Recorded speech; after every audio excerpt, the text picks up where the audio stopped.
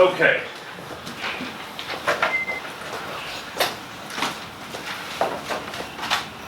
Okay, we'll go through a couple things here. All right. Oh yeah, let's finish that. Sorry.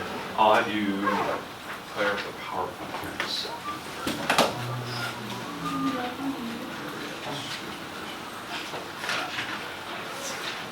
All right, that's perfect. Okay, let me zoom out here. All right. Perfect. Okay, so, all right, here's what we're doing today. We're going to do a little bit of logic today, where we're talking about a certain type of problem. Now, obviously yesterday, I gave you that worksheet, that handout 2.1. The reason why I gave you that yesterday, I didn't want to give you any first impressions of what to do. I didn't want to clog your mind with different problems and seeing different examples. I want to see purely with your logic, could you handle a problem that you've never seen before? Right? I've never given you that. I wish I was here to actually go through the notes with you on it, but it came down to, well, that worksheet was pure inductive. That you had to look at a new problem, adapt to it through patterns that you're seeing, and try to come up with a logical conclusion. Right? If I would have given you examples on the board, me personally doing it, I might have given you some deductive reasoning to fall back on. Now the sub probably did a nice job talking about it a little bit, preloading what you needed to do, which is nice. But it came down to like, could you try a new problem that you've never seen before? Now if you still are working on it, that's fine, it's due tomorrow. Okay? I think most people did turn it in. If you haven't, it's due tomorrow. But here's the example. I'm going to give you one of the first examples. I think maybe the sub, because I wrote the sub some notes, what you guys were doing yesterday. This might be like the first problem that he or she wrote down. Something like this. 1, 1, 3, no, let's go 2, 4, 7, and da, da, da, da. Okay, it was something like that. That was like the first problem. And your goal was on those problems is to figure out what the next 3 numbers are. On your worksheet is find the missing blank and the next 2 after it. So it's a fancy way of saying find the next 3 numbers. Okay? So, on this particular problem, now this one is kind of like the first example I've given. You probably noticed the gap, right? They went up by 0. Then it went up by 1. Then it goes up by 2. And it goes up by 3. So what would the next gap be? Yeah, go up by 4, right? So that's what, 11? Goes up by 5. 16, and goes up by 6, which is what, 22? Does that make sense how you're finding the next 3 numbers? Right? That's a very easy sequence. These are the next 3. Maybe this is the blank, and those are the next 2 after. Now, the thing that you did not get yesterday was what these sequences are called. This type of sequence is called a typical sequence. A typical sequence is a sequence that uses different patterns, like adding, multiplying, and dividing, and so add, subtract, multiply, and divide. Use those 4 types, and it will find the next number in the sequence, or the next term, right? It can be any pattern. Do you agree this pattern is changing as we go? Yeah. It's very easy. Right? It gets more difficult when they start switching the pattern up a little bit more, like multiply by 3, subtract 1, multiply by 3, subtract 1. Those are a little bit more challenging. You have to really think about how did they go from one number to the next. You have to notice that they're doing that. Okay? That's a typical sequence, but typical sequence can use different numbers and patterns. There was a couple on that worksheet.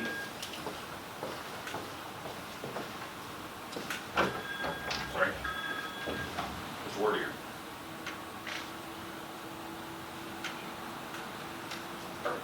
Okay. All right, thanks. Fine. Okay.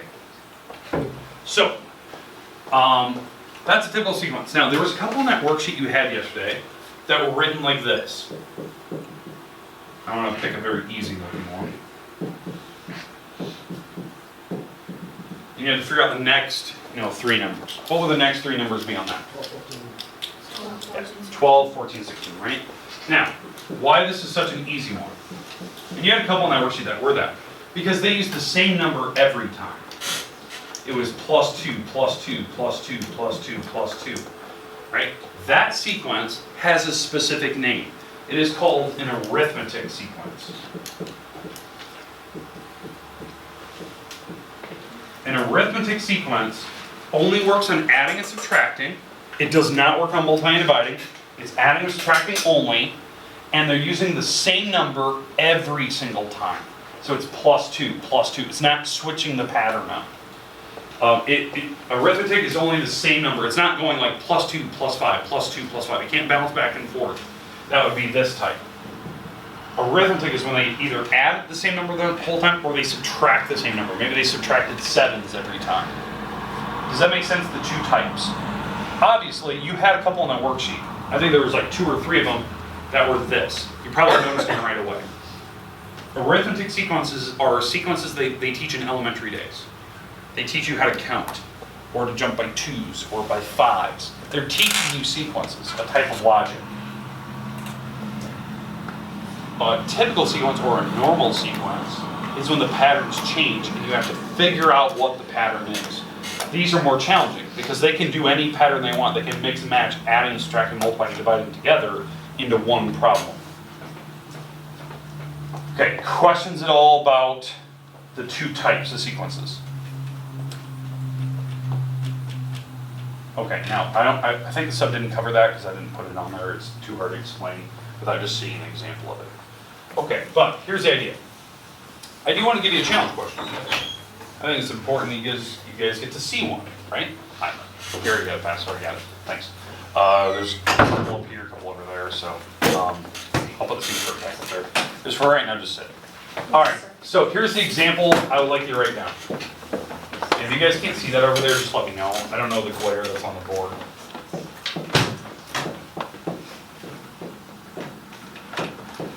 Okay. So I got a new sequence on the board. All right, I got a new sequence on the board. So here's the idea. My goal is, I want you to tell me what type of sequence it is. So is it a typical or is it arithmetic? And then can we find the next 3 numbers? Now I'm going to preload you with this one. I've only had today, out of all my geometries, only one person's figured it out. One. So I'm preloading you with that information. So it is challenging. So here's my question to you. Is it a typical sequence or arithmetic? What do we know? What do you think? Okay, we're saying typical. That's what I'm hearing. Why is it a typical sequence? Okay, good. They're not going up by the same number every time. After the first 2 numbers, you can already tell it's not arithmetic. This went up by 7. This went up by 19. It's automatically not arithmetic. Arithmetic is when they go up by the same number every time. It's not that. There was a couple on that worksheet that had that. This is now a typical sequence. So it's going by some other pattern. They're either switching it up, they're going by different numbers, but there is a pattern. It is made on purpose. There is the next 3 numbers in that sequence. So here's what I'll get you. I'll give you, let's go 2 to 3 minutes. If you need to go grab a calculator, go do that.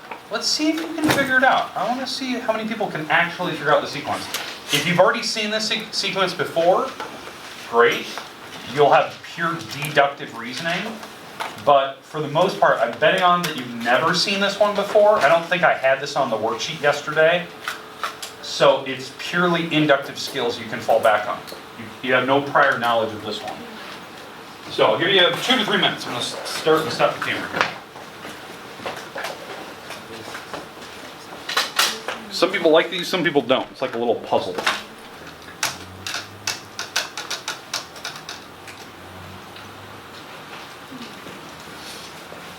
So again, I want the next 3 numbers. Now, for those 4 walking into the end, was anyone absent yesterday that did not get a worksheet? Was anyone out of the 4 or 5 that walked in? Everyone had it for yesterday. This is due tomorrow, technically. I think most people turn it in. But it's doing this stuff, finding the next 3 numbers. This is definitely different than anything I put on that worksheet yesterday.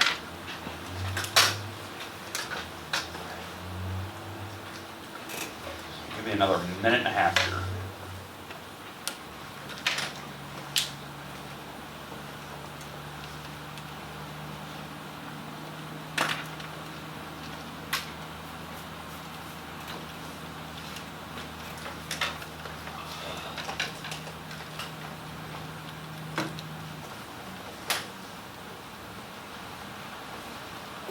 If you think you have it, fire it out there.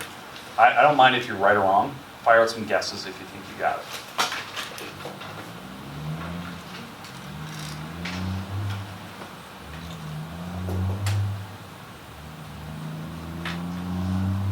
About another minute, what I'm going to do is I'm only going to give you the next number.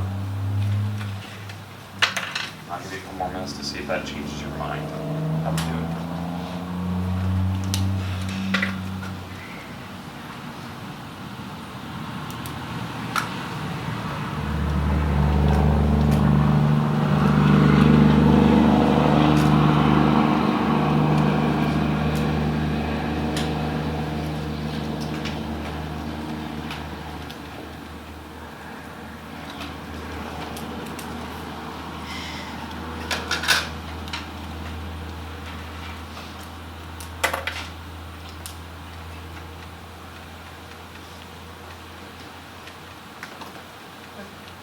You got it?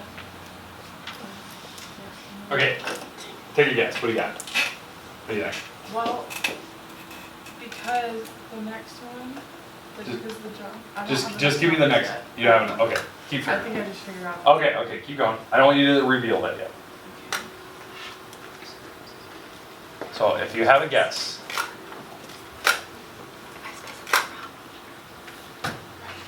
there is a way to find it, but it's very unique compared to anything I gave you yesterday. Is the next number 262? Say it again? Is the next number 262? No. It's in the 200s though.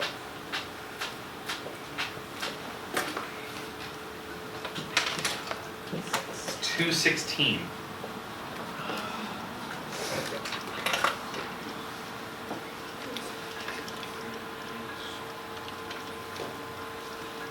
Are we really overthinking this? Yes, massively. Go some. You want another clue that will really break your brain? Yeah. Okay, here's the next clue. I'm not going to give you the next number. Without giving it away. Think of it this way. To get to the next number in the sequence, the next number that I'm going to list, you don't need to use any of the numbers in front of it. Yeah. All the entries in this sequence are self-independent of each other. It's not like the other sequences I've given you on that worksheet where you use 1 to find the next number, or you use the previous 2 to find the next one. It's not that. This is totally self-independent. Each number I'm giving you is made on its own. Sequence? Okay, I know the sequence. you know it? How to get it? Yeah. 8 Okay. minus. All right, you're gonna say it? Yeah. 8 minus 1 is 7. 27 minus 8 is 19. 64. Well, no. So those numbers up top was just, we were looking at the pattern, like what the gaps were. So that what you're finding is the gaps, right? Don't get me wrong. The gaps, this is what we listed earlier, why we listed these, because you're right in that regard. How we're finding those is because I want to know what type it was. By noticing the gap, they're not jumping by the same number every time, so it's not arithmetic. This is just a typical sequence. There's only two types, typical versus arithmetic. That's the only reason I do that. Okay. Now, if you went deep in the menu, like you went deep in your math here, eventually at some rung, you'd figure out the gap, you'd figure out the numbers. But that's not how I created it. Because I literally created this on the fly as I was writing. So it's something that I can be able to do in my head, so you have to think of it that way. And it's not a visual pattern. It's not where it's going, okay, well, it's going up, this is an 8, and then there's a 7, and then there was a 6. No, it's not doing anything like that. It's not. Because the next number was a 6. It's not following any weird patterns, like visual patterns. Do you want the next number? I know the last number was. Next number. 343. Hurts, right? You're looking at it. You know there's a sequence, and I'm coming up with these, and they're not random. I'm making this in a very specific way.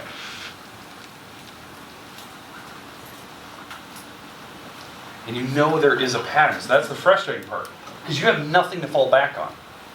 There's no deductive skills I've ever given you up to this point that can help you solve this. You just have to spot it. You have to be able to use inductive skills, common sense, and see the pattern and come up with a total new reason.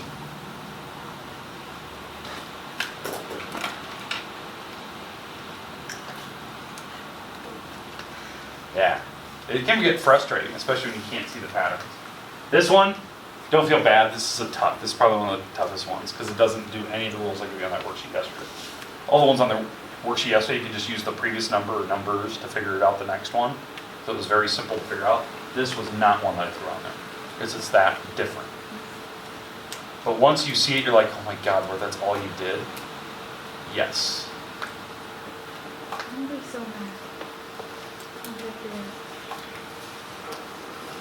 Anyone want to make an educated guess before I write down the last number here, the third number? Just a random guess. Is it a number squared each time? No.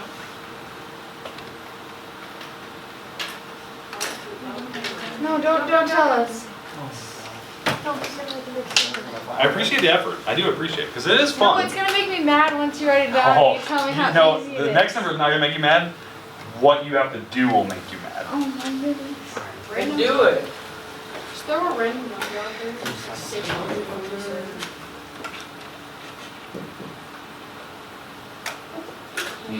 This is a big chance. Yeah. Okay. Here's the pattern. Here's the answer. No. Yeah. Just have him do Just do it, it. boy. Just do it. Just rip the video. Okay. Here it I is. feel so dumb. Here's the band-aid coming out. How we made these. They're all self-independent of each other. You were really close, by the way. To make the number 1, Cute. it's cubed. Number times itself 3 times. 8. 2 times 2 times 2. Oh. 27. 3 times 3 times 3. 4 times 4 times 4. So I was trying to come up with my head. 5, 5, 5, 6, 6, 6, 7, 7, 7. And you get the idea, right? So, it's once you see it, now your brain has totally rewired itself. Now this is a new tool you can use because now you have some new deductive skill to fall back on. Before, I never gave you anything like this. All the sequences on that worksheet yesterday, you can use one number to find the next. Use that number to find the next. Because they were doing something like add 2, subtract 3, add 2, subtract 3. It was always like using the previous number to find the next one. This is totally self-independent. To find 8, you don't even need the 1. To find 64, you didn't need the 27. And that's what makes it tough. But now that you know that you can do this, now you'll start to approach the sequences completely different. When the patterns are really like random and you can't figure it out, now you'll start to look at, okay, are they multiplying by numbers? Are they dividing? Are they just doing like, are the numbers 1, 2, 3, 4, 5, and they're just doing something to it? So that you can do it. If you went deep enough in the menu, like the actual math here, you'd eventually figure out there is a pattern here. There is an actual pattern if you went deep enough in between the gaps. I think this is like 37 or something like that. If you went deep enough in here, you'd eventually figure out there is a pattern with a gap between gaps between gaps. And if you went up high enough, you'd figure out it's doing the same number every time. That was one person did that in the period 5 class, and they figured it out. Who was? Poppy. Yeah. Yeah, she figured it out. And she figured it out quick. Like I don't know what possessed her to go like the gap between gaps between gaps. I mean, she was going up the rung because she was frustrated by it, but she figured it out in less than like 2 minutes and then was rattling off. Okay? Now that you know what to do here, now you have a new skill. That's now deductive. You can fall back. If you see this pattern again, you can recall it. But it's a completely different situation. Now, here's the idea. Why I'm doing this. This class is very deep, right? We do weird stuff every now and then because geometry is not about algebra 1. It's not about algebra 2. It's about this idea of logic. That's what geometry is about. Can I build you a set of skills at some point that when you approach a real-life problem or a problem in algebra 2 or pre-calc, you can approach it with complete logic. Deductive, falling back on formulas you can remember. Inductive, where you have common sense enough, or you can observe patterns where you can make a logical conclusion. Because when you can do that, math becomes really straightforward. Because you have everything to fall back on. It's something that you can't teach logic, you can build the skills for it. Okay, so that's what we're looking at. Okay, now here's the new topic today. We're only going to do about 2 or 3 slides here, and then we're done. Like, I'm gonna finish pretty early here. Where do you want? Just right there. So. Nice. So, okay. Okay, so, good timing, by the way, good timing. All right, so here's the idea, conditional statements. Conditional statement is a way of logic how people think about solving things, right? So, it's a way of argumenting and making reasoning in your head. So what most conditional statements are, when you hear them, it's an if-then statement. That's what most conditional statements are. So think about it this way. Some people do algebra, and this is how they solve it. This is how they explain how they do it. If x plus 3 is equal to 7, then x is 4. Do you agree with that statement? Yeah, it's true, right? That is true mathematics. That, you know, x plus 3 is equal to 7, then x is 4. But there's some people, and you can probably think of them in like Algebra 1 or, you know, junior high days, where that's just how they argued how they solved problems. They're like, I just did it in my head. Right? Well, you know, the answer's 4. I just know it. Because they can't make the connection between the hypothesis, like the hypothetical, like beginning problem, the hypothesis is that beginning part, and what their conclusion is. The conclusion is like their final answer. There's no gap. There's no like there's no way they show no actual reasoning for how they came up with it. Maybe their strategy for solving this problem was plug in 1.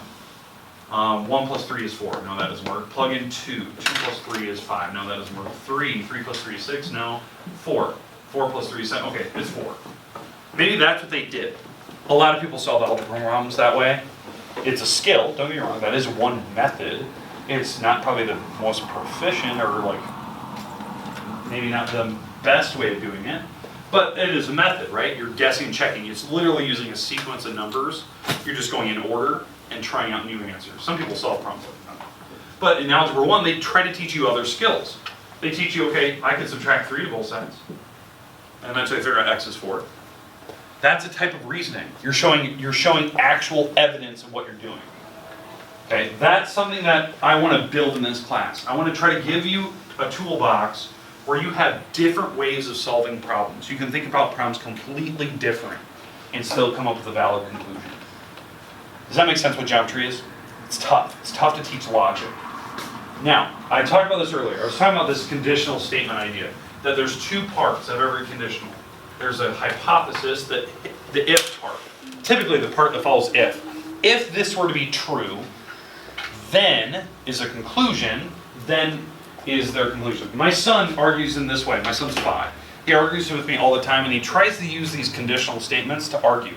And it's really funny when you see this little 5-year-old trying to argue with somebody. But his logic is like, if you don't give me that, you know, candy, then I'm going to go kick the dog or something stupid. He does it all the time.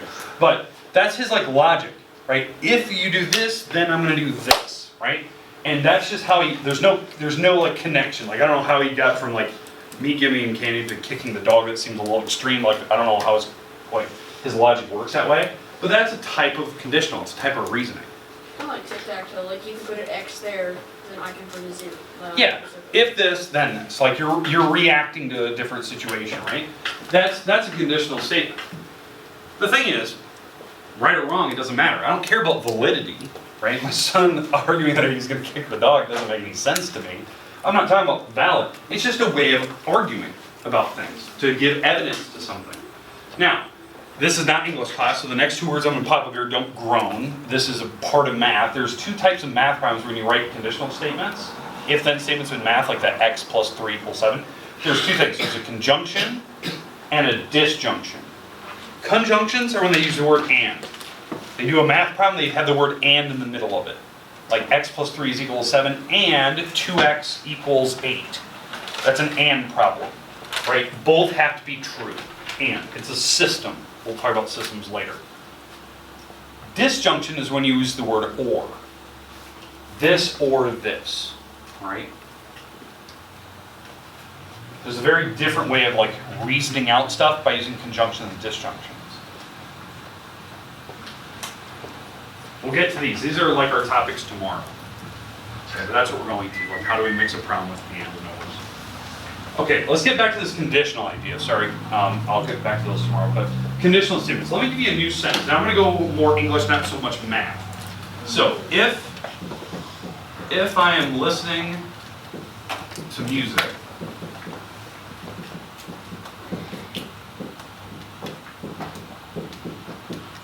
then I am using an iPod. I just dated myself. Okay? Now, not speaking true or false about the validity of that sentence. Is that a conditional statement? Yeah, it's an if-then part, right? Now, here's the thing. Is it true? Why not? Could be. You could use other things, right? It could be true. But if you can think of other things, I'll give you an example. A radio. A radio. That is a perfect counterexample. Counterexample, well, I just wrote on top of this, but a counterexample, you can see that word there. Counterexample is if you can come up with a different conclusion to that math problem or this English sentence, that's a counterexample. So, using a radio. You still were under the pretense that you're listening to music. You assumed the hypothesis was true. If the hypothesis, if you're listening to music, so that's true, then you're using some other product. It could be true, if you didn't hear Gall. She's like, it could be. Right? But it didn't have to. Now, what are other examples of counterexamples for this problem? You said radio. What are some others? Phone. Phone. Give me some others. iPad. Okay. What are some others? Phonograph. Okay, vinyl. I like it. What else? CD. Okay, say it again. CD. CD. Okay, it could be a live performance, like a live band. Video. Could be what? Could be a Cassette. cassette player, 8-track. Like you can really, go down the rabbit hole there. But here's the idea. Those are great examples of counterexamples. Something that makes this, makes the hypothesis still true, but their conclusion's wrong. So that's a counterexample. Now, a converse to the sentence is when you flip the sentence around. The if and then are going to stay where they're at. So I'm going to leave if and then. But now I'm going to flip the sentence around. If I'm using an iPod,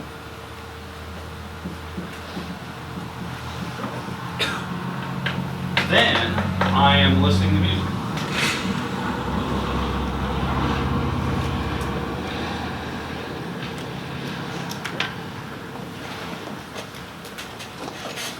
Okay? Does that make sense how I did a converse? How you switch the sentence around? Okay, now, we talked about that one earlier. We said it could be true, it could be false. What about my new sentence? True or false? Conditional. It's conditional. What do you mean? That's like that can or cannot. Ooh. Now, I understand what you're saying. On a much deeper level, this will break your brain a little bit. That depends on what you're asking. Wrap your head around that sentence I just said. This sentence could be true or false, depending on what year I asked the question. Yeah. Now you're starting to think about that sentence completely new way. Because here's the idea. If I asked back in 2001, right? You guys were probably weren't even born yet. But back in 2001, that's when the iPod came out. That's all it could do. So if you're using an iPod, all you could do is listen to music. In fact, there's no album art. It was literally a screen that looked like a calculator, and you could just see the words, like the album names, and you clicked it and you clicked play, and it was playing through your headphones. Right? It couldn't do anything else. There was no fancy things.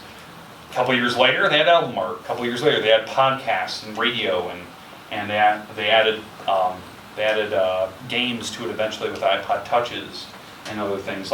So now when you hear iPod, you're thinking probably iPod Touch, your generation, or iPhones, or Android phones or whatever. Your phones can do incredible things that wasn't even possible because that phone came out in 2007, right? So it really depends on the year, and that really breaks people's minds when you think about terms of logic. It depends the area you come from. So when you start talking about things, people have a different, complete impression of what you're talking about. That's how people get in trouble in social media laws, because it's how you phrase a question, it's how you phrase a statement, because it depends what area you grew up on. Is that even appropriate to say? Just think about what was on TV years ago versus now. It's just so weird to me. And I know this is math class, but we're still thinking about problems you know, the same problems we did back in the 50s, but how we solve things are so much more efficient now. You know, people complain about math problems. We'll get to it tomorrow.